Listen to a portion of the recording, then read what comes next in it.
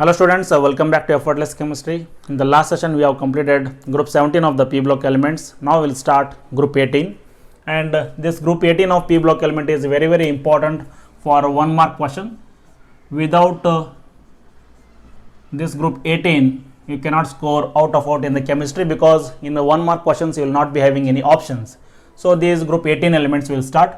These group 18 elements, they are also called as noble gases, or because of their chemical inertness they are also called as inert gases, or they are also called as zero group elements, or they are also called as rare gases. So what are the members of group 18 here? Helium, neon, argon, krypton, xenon, then radon. Radon is a radioactive element, so remaining are not radioactive here. In this one, all are gases. All are what? Gases. So these all elements of group 18, they all are gases here. Now occurrence.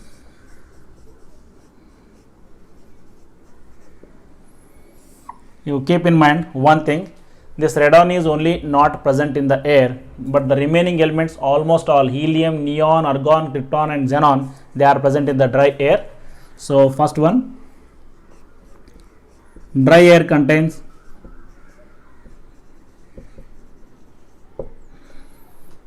nearly 1% by volume of helium, neon, argon, krypton and xenon. In the dry air, all these elements are present except radon, because radon is a radioactive element, it cannot be present in the air. And another thing is, in the dry air, out of these elements, argon is most abundant in the dry air. Argon is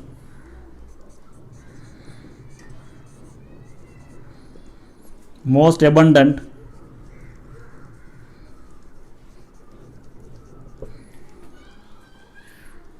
in dry air among these noble gases. Then for helium, main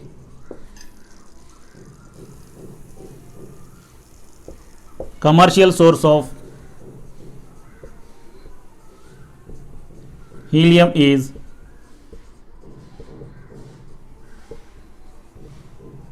natural gas. Natural gas contains helium, and helium is also present in some radioactive minerals, that is radioactive minerals like monazite,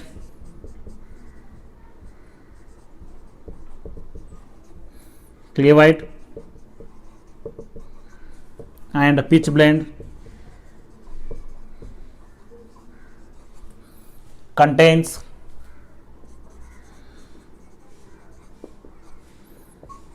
helium in considerable amount.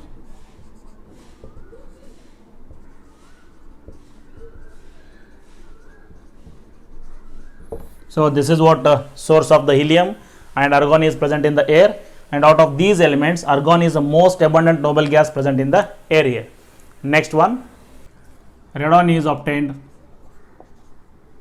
Radon is obtained as decay product of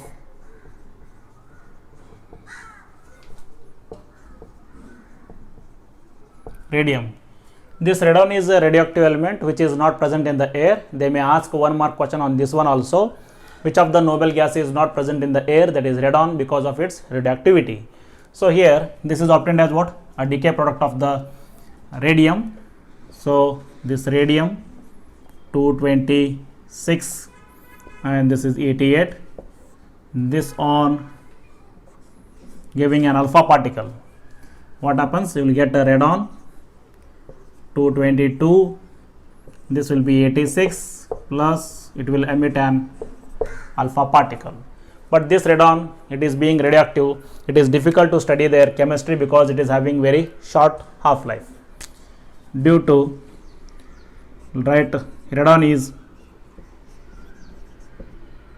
radioactive element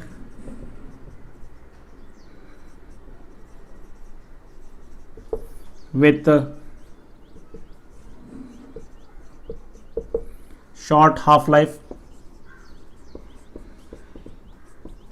hence it is difficult to study the chemistry of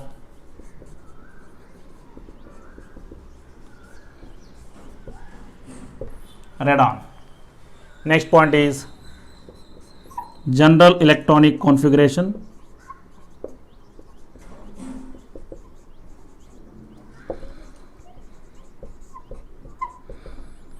These noble gases, already we know that the stability of the atom depends on the group 18 elements only because they are having NS2 NP6 octet configuration. So the general electronic configuration of these group 18 is what? NS2 NP6. They are having octet configuration. Due to the stable NS2 NP6 configuration, these noble gases are chemically inert, so that they are not having any tendency to lose or gain electron.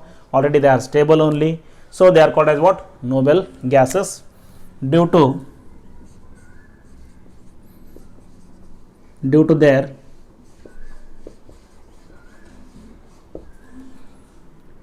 stable NS2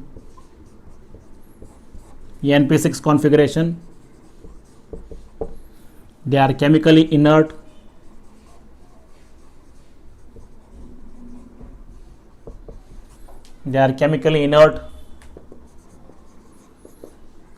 and called as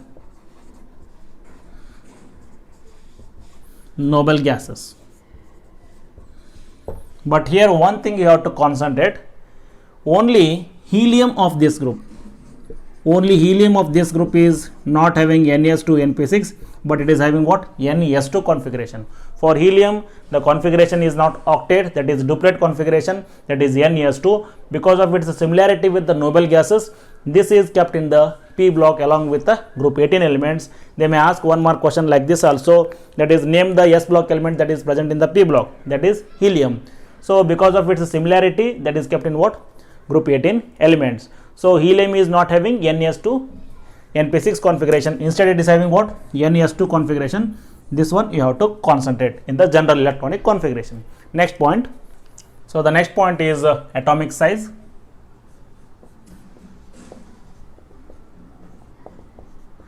As we know that due to addition of new shell in the each atom, down the group atomic size increases.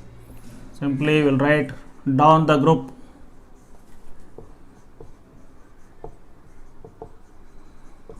atomic size increases, that is helium, neon, argon, krypton, xenon, then radon. So next one is ionization energy.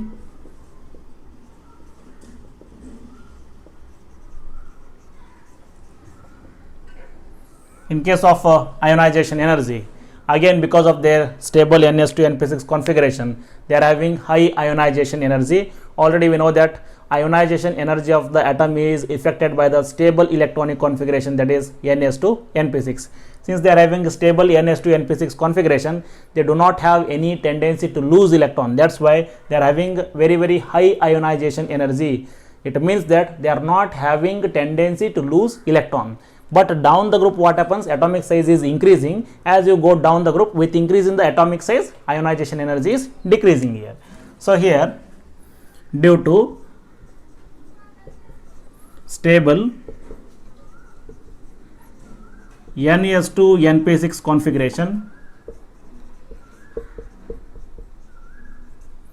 they have high ionization energy and it decreases down the group.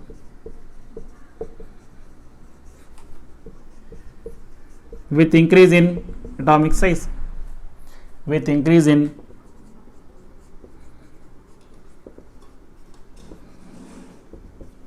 atomic size.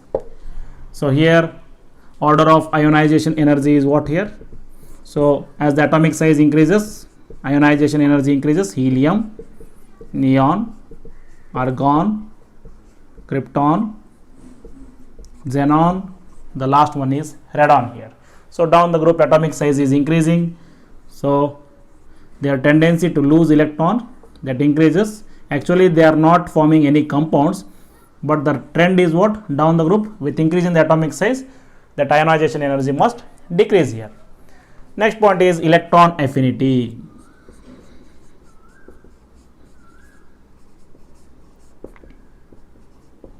Already we know what is electron affinity. It is the amount of energy released whenever an electron is added to the neutral gaseous atom. But here in the periodic table, the atoms they will lose or gain electron only when they are unstable, that only when they are not having octet configuration, so that they will accept or lose electron to achieve the octet configuration. But already these group 18 elements, they are having a stable ns2 np6, that is octet configuration, so that they do not have any tendency to gain or lose electron. Already we have discussed this one. So what will be the electron affinity of these group 18 elements? They do not have any tendency to gain electron, hence they are having a larger positive value of electron affinity. Already we know that in case of electron affinity, more the negative value, more is the tendency, more the positive value, no tendency to gain the electrons. So what happens here? Due to, again same reason you have to write, due to stable NES2 NP6 configuration, they do not have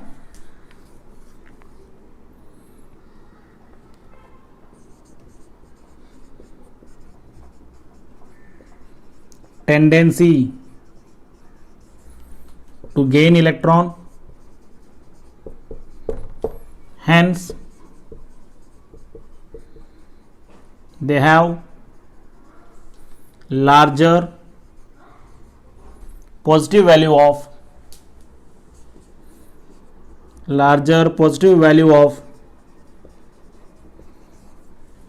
electron affinity.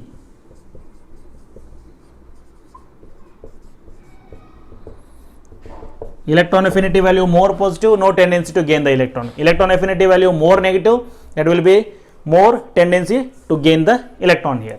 So this is what the trends of ionization energy and electron affinity. From these two factors you can conclude that these are chemically inert, because they are not losing electron and they are not gaining electrons here, hence they are what? Chemically inert. After all, that chemical reaction is what? Exchange of electron between the atoms, but here electron is not going outside and it is not coming inside, so that they are chemically inert here. The next point is physical properties.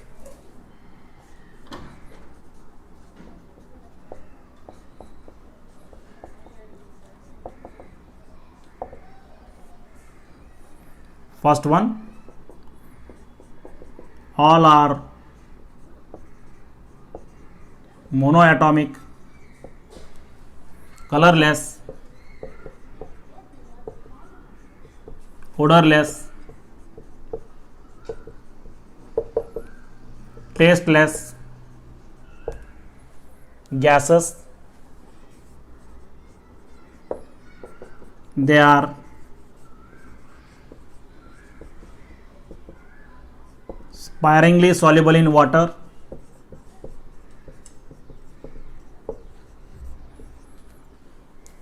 next point, due to presence of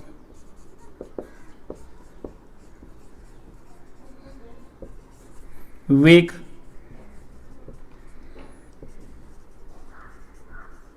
van der Waals force of attraction between them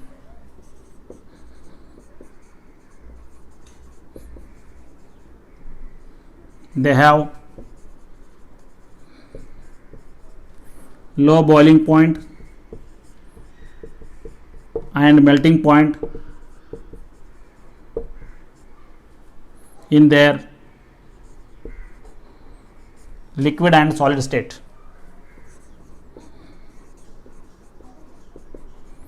So the point is, these noble gases, they are monoatomic in nature because they are not going to react with any other elements, so that they are present individually. And here between the noble gas atoms only weak van der Waals force of attraction is present here. So this is universal force. Other than this, there is no other type of force that present between the noble gases. Because of this weak van der Waals force of attraction, they are having what? Low melting point and boiling point. And again that melting point and boiling point, it increases down the group. Helium, neon, argon, krypton, xenon, then radon, because down the group atomic size increases. With increase in the atomic size, that weak van der Waals force of attraction also increases. So in this direction, melting point and boiling point both will increase here. So among the noble gases, this helium, it is having lowest boiling point as well as melting point. And another special thing about the helium is, helium can diffuse through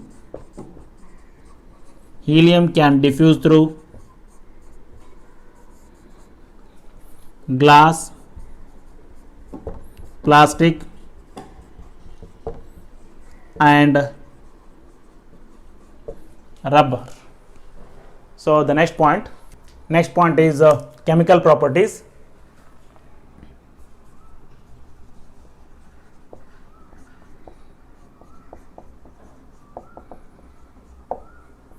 Already we know that they are chemically inert. So that what is the reason for the chemical inertness of these noble gases? First point you will write, they are chemically inert. What is the reason for the chemical inertness of these noble gases?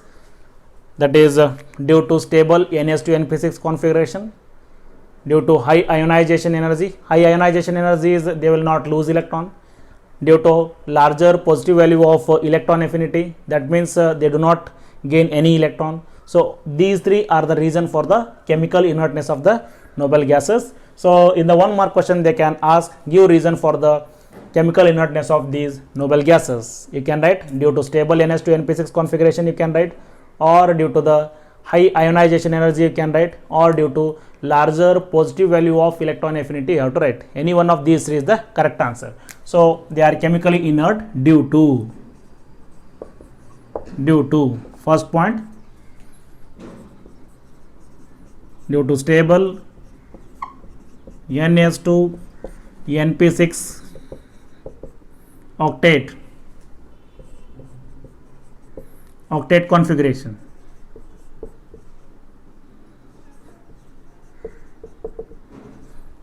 Or second reason you can write, that is high ionization energy.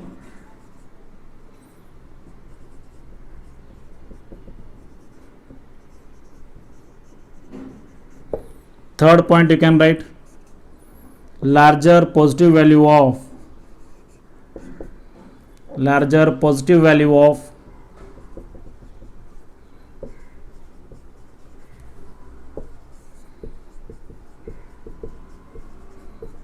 electron affinity. So these are the reason for the chemical inertness of these noble gases. But out of these helium, neon, argon, krypton and xenon and radon, they will show reactivity towards some extent that we will see now. Down the group, what happens here? Helium, neon, argon, krypton and xenon. Down the group atomic size is increasing from helium to xenon here. So this xenon is having a larger size. As the size of the atom increases, that outermost electron and the nucleus, they are far away from each other, so that somewhat force of attraction decreases here. Then it's a tendency to lose electron little bit, it will increase, and in order to react this xenon, if you are using a powerful electronegative element outside, that is with fluorine or oxygen, you can make compounds with fluorine or oxygen here. So this xenon, it will show reactivity towards the fluorine and oxygen, and this krypton, it show only towards the fluorine.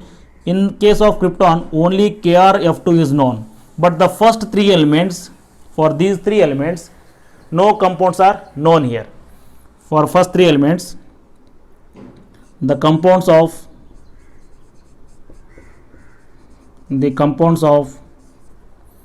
helium, neon, argon are not known yet. Okay, only krypton will show reactivity towards some extent, that is only KrF2 is known, and this xenon, it will form compound only with the fluorine and oxygen. So I'll write here, this xenon, it will form compound only with the highly electronegative fluorine and with oxygen. Okay, so due to high electronegativity and small size of this oxygen and fluorine, only these two are able to drag the electron from the xenon here. So xenon forms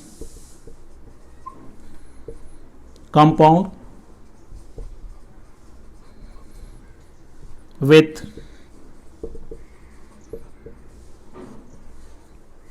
oxygen and fluorine here. You will see what is the reason for the reactivity of this xenon. So because of its larger size, it can lose the electron. So that is known by the ionization energy of the molecular oxygen, that we will see next point.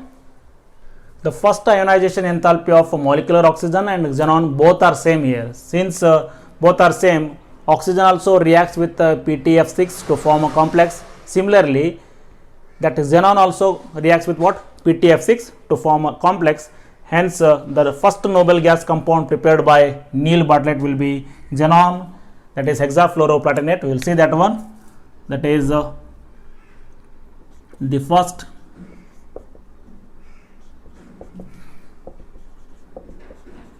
ionization enthalpy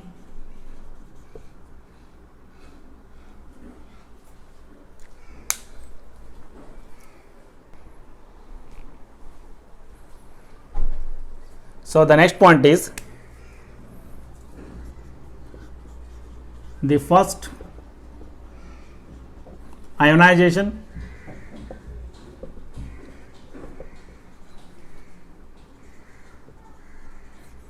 energy of molecular oxygen is identical with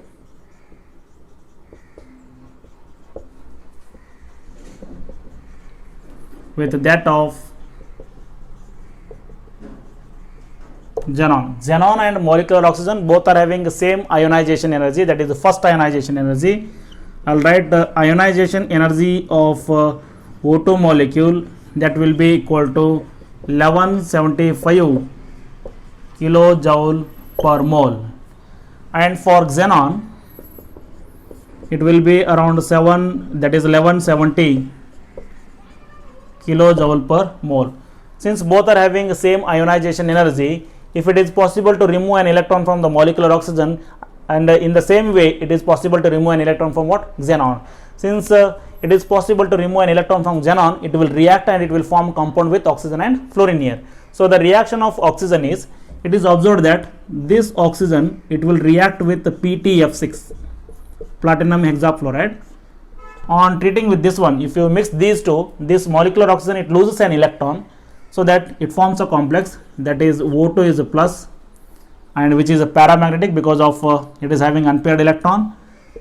O2 plus and this is PTF6 minus, and there is a formation of red color complex. Since this O2 reacts with PTF6, in same way this xenon also reacts with PTF6 because both are having almost the same ionization energy here. So what happens here? This xenon, it will react with PTF6 to form what here? Xenon plus, and this is PTF6 minus. Here molecular oxygen is oxidized by what? PTF6. In the much similar way, PTF6 oxidizes xenon also, so that one electron is removed from the xenon here. In this one again there is a formation of what?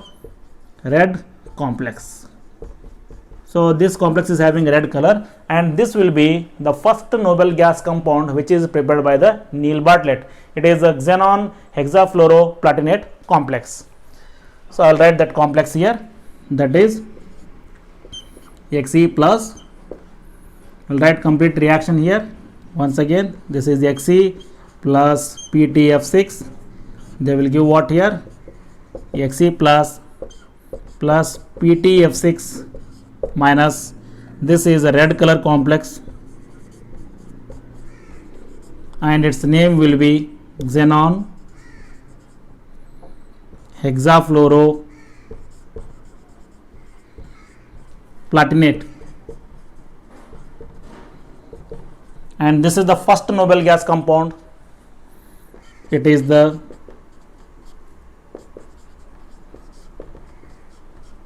first noble gas compound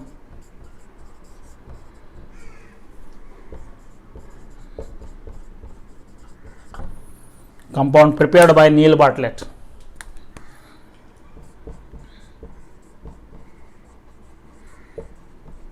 Prepared by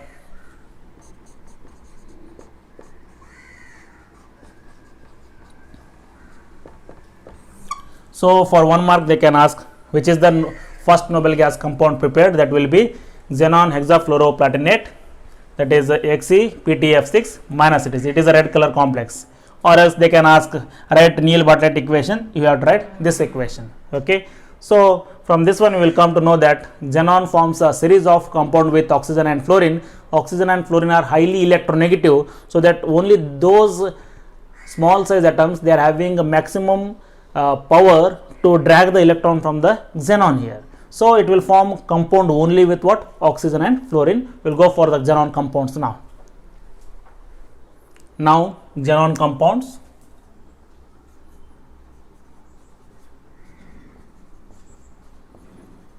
As we have discussed, xenon, it will form compound only with the fluorine and with the oxygen.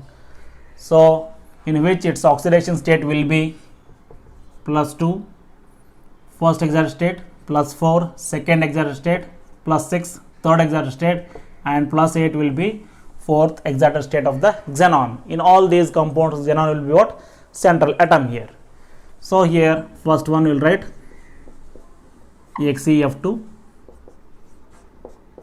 XeF4, this is +2, +4, XeF6, +6 oxidation state, XeF8 +8 oxidation state here. In this one again, here you can add one oxygen and remove two fluorines here.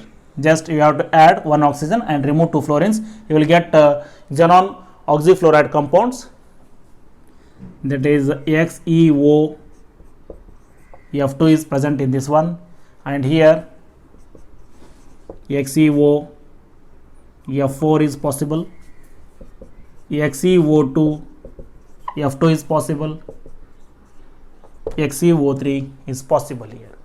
Okay, these are the important xenon compounds you have to remember. In this one only XeOF2 is possible, XeOF4, XeO2F2 and XeO3. Here to some extent XeO4 also present here. Okay, so in this one XeF2, XeF4 and XeF6, these three, these are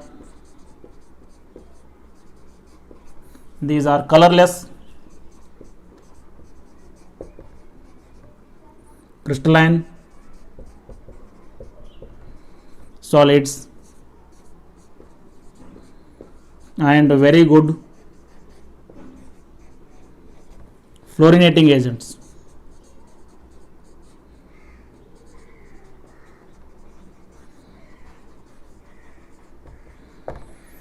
Now I will write preparations.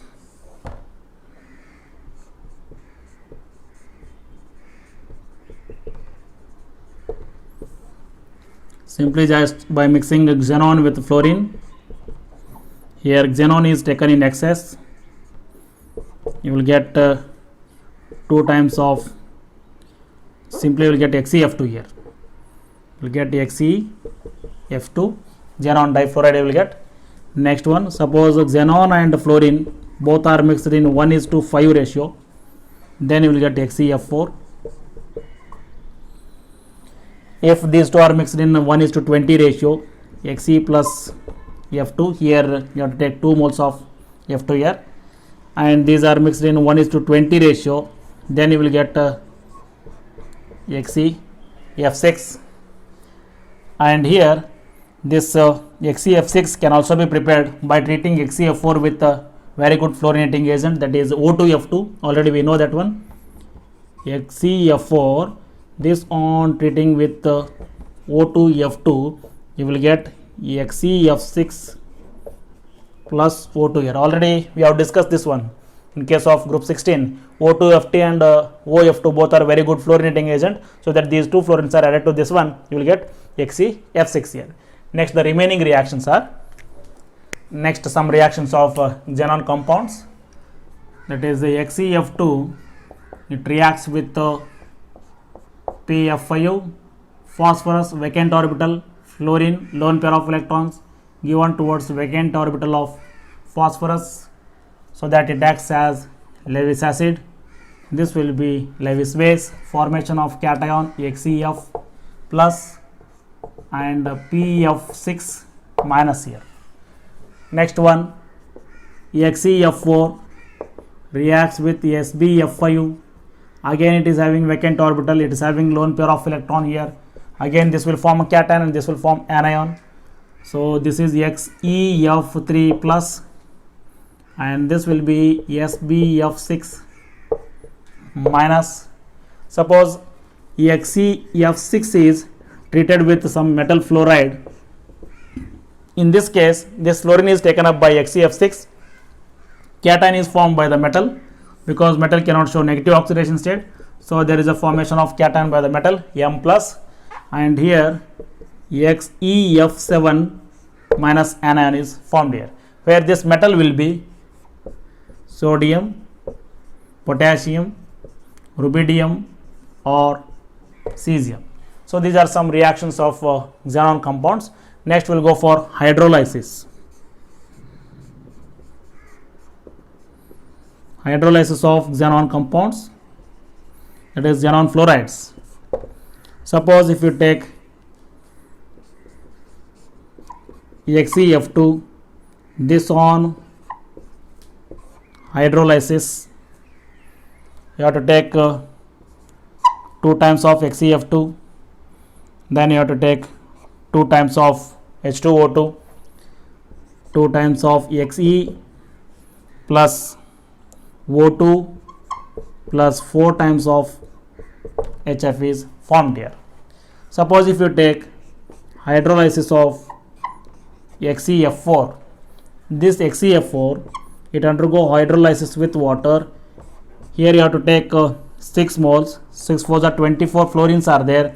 You take 12 water molecules, so that 24 hydrogen you will get, that is a 24 HF plus 4 times of Xe plus you will get 2 times of XeO3 plus 3 times of O2 here.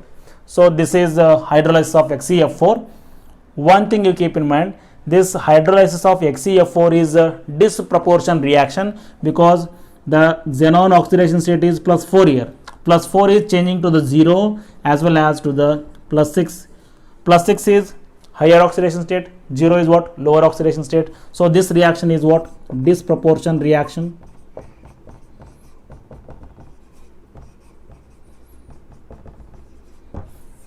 You keep in mind. Next, hydrolysis of XeF6 we will write. So XeF6 on hydrolysis, here simple logic is there. Suppose this XeF6 is treated with water. Simply you have to add one oxygen and remove two fluorine. Every time you add one oxygen and remove two fluorines, what happens here? It becomes as XeOF4 plus 2 times of HF. Next, suppose if you take XeOF4, this on treating with water, again what you have to do? Simply you add one oxygen and remove two fluorines here. It becomes as XeO2F2 plus 2 times of HF. Again you take XeO2F2, this on treating with 1 mole of water molecule. You add again oxygen, remove fluorines. This will be XeO3 plus 2 times of HF. So this is a stepwise hydrolysis of XeF6, or else directly you can take XeF6 plus 3 moles of water. Directly you add 3 oxygen, remove 6 fluorines. What you will get here? This will be XeO3 plus 6 times of HF. So this is not a redox reaction, because here also the oxidation state of xenon is plus 6, and here also what? This is plus 6. So the hydrolysis of XeF6 is not a redox reaction. It is not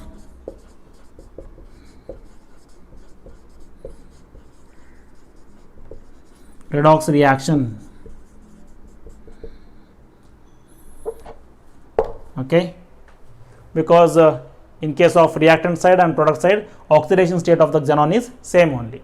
Now we will discuss very important concept, that is the structure of xenon compounds.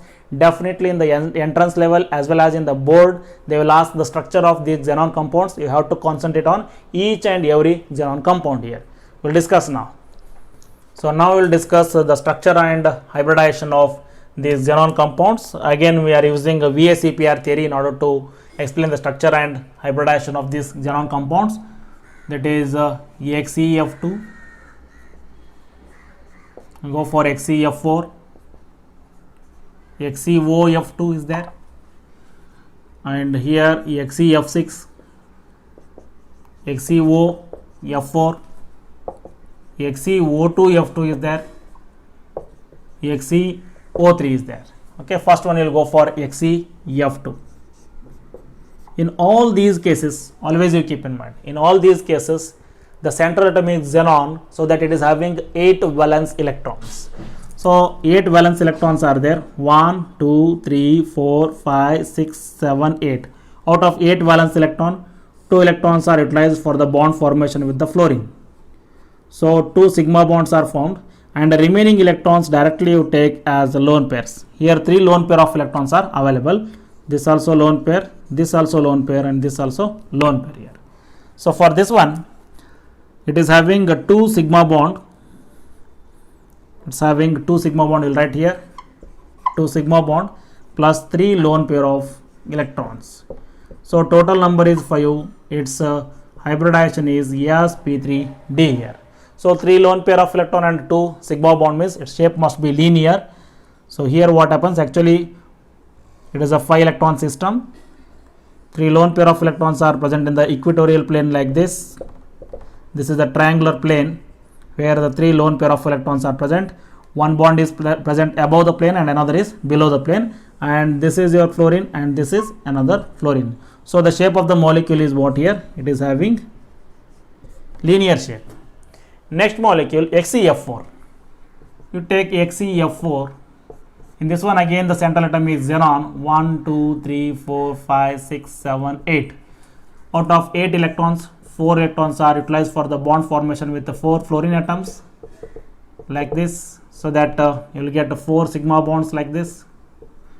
All the 4 sigma bonds are there. Remaining 2 electrons are taken as what? Lone pair of electrons. Total 4 electrons, and you will get 2 lone pair of electrons here. Totally it is having 4 sigma bond and 2 lone pair of electron. Total number comes out to be 6, and its hybridization is sp3d2 here. In this case 4 sigma bonds are present in the square plane, that is like this. 4 sigma bonds are present in the square plane, and the two lone pair of electron, they are present, one above the plane and another is what, below the plane, and these fluorines, they are occupying the position of corner of the square here. So they are having what, square planar shape, square planar shape. So this is what the shape of XeF2 and XeF4. Remaining we will write XeOF2 also. So the next one is XeOF2. In this case, central atom is again xenon. 1, 2, 3, 4, 5, 6, 7, 8 electrons you have to write, and 2 electrons are utilized for the bond formation with the fluorine, and 1 oxygen is there. This 1 oxygen, it will form a double bond with the xenon, so that by utilizing 2 electrons, so by utilizing 2 electrons you have to form a double bond with the oxygen. Remaining 4 electrons you take it as 2 lone pair of electrons, this also lone pair and this also what, lone pair. So how many total sigma bonds here? Sigma bond and sigma bond. Out of this double bond, one is sigma and another is what, phi bond here. So total 3 sigma bonds and 2 lone pair of electron. 3 sigma bond, 2 lone pair of electron, total number is 5. So hybridization is sp3d here. So 3 sigma bond and 2 lone pair of electron, it is a T shape like this.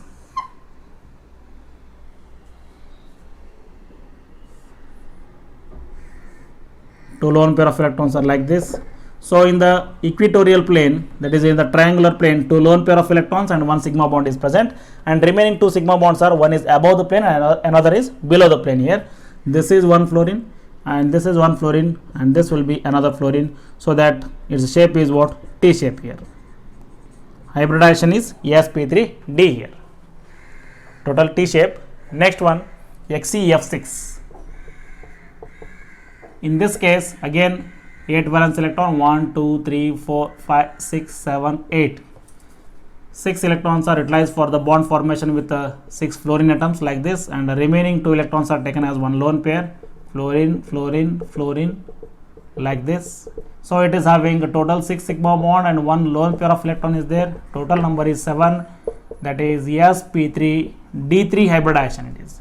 So actually 6 sigma bonds are there, means it is having a perfect octahedral shape, but here one lone pair of electron is there, hence it is called as what, distorted octahedral. We can write like this. 4 sigma bonds are present in the square plane, one is present below the plane and another is present above the plane like this. Because of one lone pair of electron is present here, this bond is slightly moving towards this side, it is called as distorted octahedral. So fluorine, they are occupying the corner of this octahedron like this. So this is called as distorted octahedral. Distorted octahedral. Next shape. So the next one is XeOF4. Central atom is again xenon. 1, 2, 3, 4, 5, 6, 7, 8. 4 electrons are utilized for the bond formation with 4 fluorine atoms, so that here 4 sigma bonds are formed here like this. 4 sigma bonds are formed and 1 oxygen is there, it will form a double bond with the xenon, so that you have to utilize 2 electrons, and remaining 2 electrons you have to take it as one lone pair of electron. Out of this double bond, one will be sigma and another will be what, phi bond. So totally it is having a 5 sigma bond and 1 lone pair of electron. So it's a 5 sigma bond plus 1 lone pair of electron is there. It is called as total number is 6. Hybridization is sp3d2 it is. Total 6 it is. So the shape is what here, 1 lone pair and 5 sigma bonds are there. So you can write like this. 4 sigma bonds are present in the square plane and 1 sigma bond that is present above the plane like this. In case of VSEPR theory, that multiple bonds are treated as what, single bond, and here you can take one lone pair of electron. So it is having a square pyramidal shape.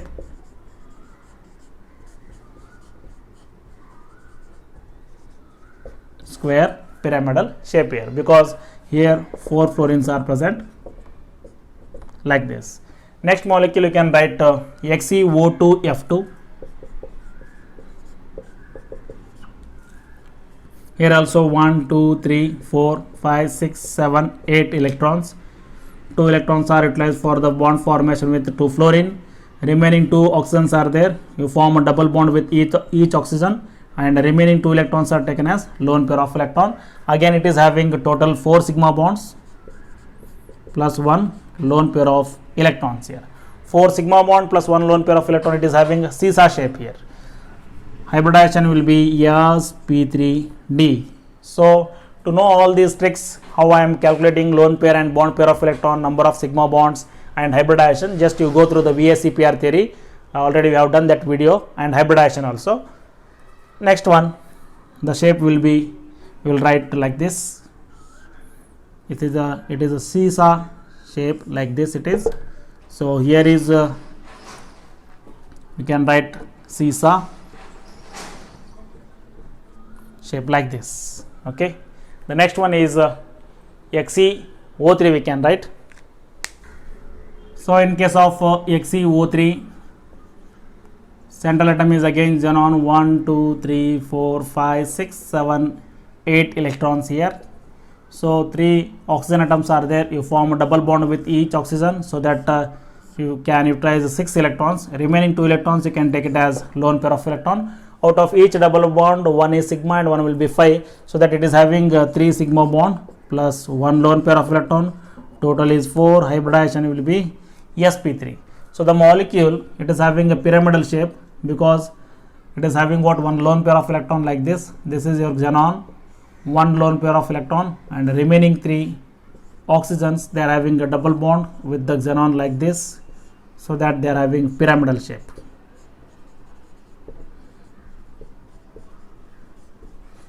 So this will be about the structure and hybridization of xenon compounds. Now we will go for important uses of these noble gases that will be asked for 1 mark, very very important. So the last point is uses of these noble gases. First one, that is helium. It is non-inflammable, it will not catch fire, and it is used in the filling balloons, gas cooled nuclear reactor.